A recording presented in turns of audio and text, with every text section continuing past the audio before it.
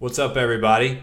I want to congratulate you for getting to where you've gotten today in your real estate investing business. You got to where you are through blood, sweat, and tears. You've been taking all the phone calls yourself, following up, making offers, going on appointments, taking calls in the middle of dinner with your wife or your husband on the weekends, and just grinding from sunup until sundown to get to where you are. And I have to commend you for that. I also know that if you're here, then you've experienced a plateau in your revenue, and that plateau is coming from a lack of time. There's simply not any more hours in the day. You're running around all over the place like a chicken with his head cut off, basically, and you want to take it to the next level.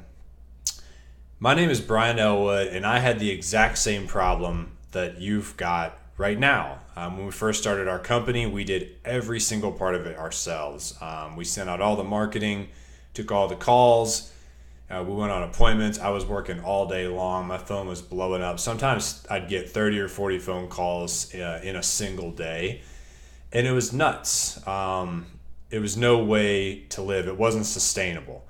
And we got to around $300,000 or $400,000 a year in revenue this way, but we had no time to strategize on how to grow the business. I'd be sitting down with my business partner and basically trying to, work on the business versus in the business, and then the phone would ring and it'd be another opportunity for us to do a deal, another customer. And so what would we do? We'd throw down our yellow notepad where we were taking notes, get in the car, and go together on the appointment. It was terrible. But that's literally what we did. At a certain point, we had to lock our phones in the trunks of our cars just so we could strategize on the business for even an hour a day. And you need a lot more time than that if you're going to really grow your business. The only way to scale is to start to replace yourself. And so we hired a coach, and he really just forced us to hire an acquisition manager. He's like, guys, you're not going to grow unless you hire someone to go on appointments. You need to put someone in between you and all the customers and all the phone calls and offers and emails and appointments and follow-up and all that stuff that I'm sure is just completely draining you right now.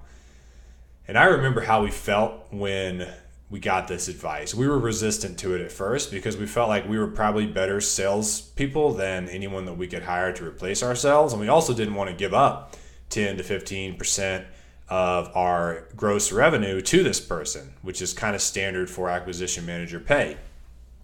But we took a leap of faith and did what our coach suggested.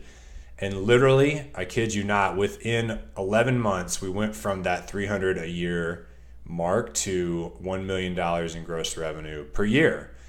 And we attribute all of that to us hiring the acquisition manager, because the guy that we hired, he was going on appointments all day, every day, whereas we would only go on the ones where we knew we were close on price and it'd be easier to get a deal. And that's not the correct way to handle sales in your company.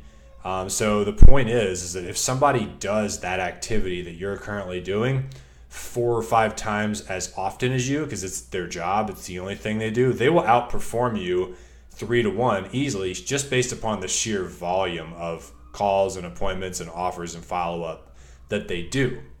And so giving them 10% of your gross revenue is a drop in the bucket if they're going to triple your revenue, obviously.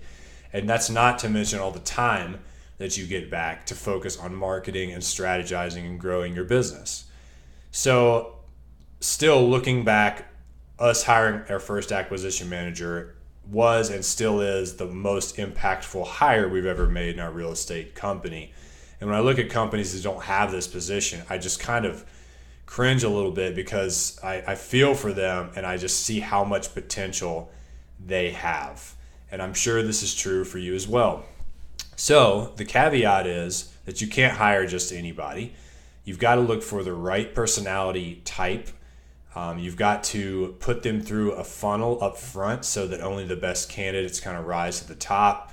You've got to ask the right questions at the interview and then put them through 1 or 2, preferably personality tests that make sure that you find the candidate has the right personality traits to be a sales rep. You've got to onboard them correctly. You've got to know exactly how to pay them only when you get paid so that they don't cost you money, but they make you money. You also need to learn how to become a good sales manager. So you do have that job of becoming a sales manager when you hire a rep.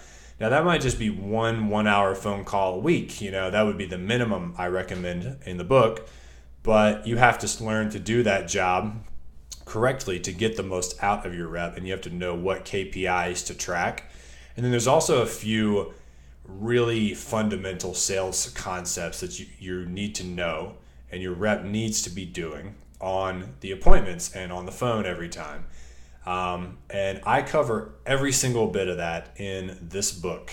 Fire Yourself is what I feel like is the best introductory book to somebody who is at that, call it $300,000 a year in revenue mark. You could be less than that, but you're maxed out. You have no more time and you want to grow your business. You don't know what to do. This book contains the answers for you. Honestly, going back, if I had to start this business all over again, I'd hire an acquisition manager from day one, even with no money in the pipeline, because there are ways to bring in leads and you can pay them a draw for a short period of time.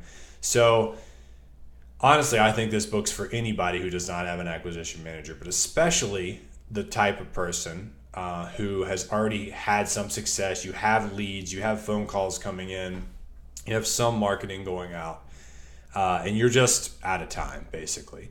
So all I ask for this book is that you cover the cost of shipping. I'm not charging you anything on top of what it costs me.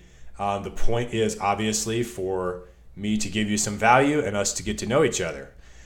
So yeah, if you're interested, you will see a field over to the right. Just enter your information and click send. And within, I'd say 2 weeks or less, that book's going to be in your mailbox.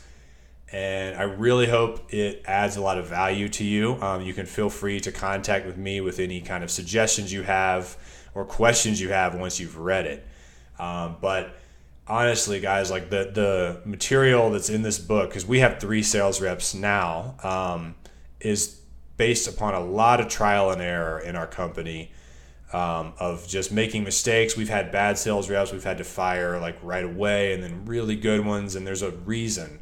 There's a difference between the good and the bad, and there's a reason why you end up with one or the other. So I tried to put everything I could into this book so that you guys would be able to avoid the mistakes that I've made. So yeah, thank you guys for watching this video. Grab your copy of the book. I'm only asking you to pay for the cost of shipping, and I really hope you enjoy it, and I'll see you on the other side. Peace.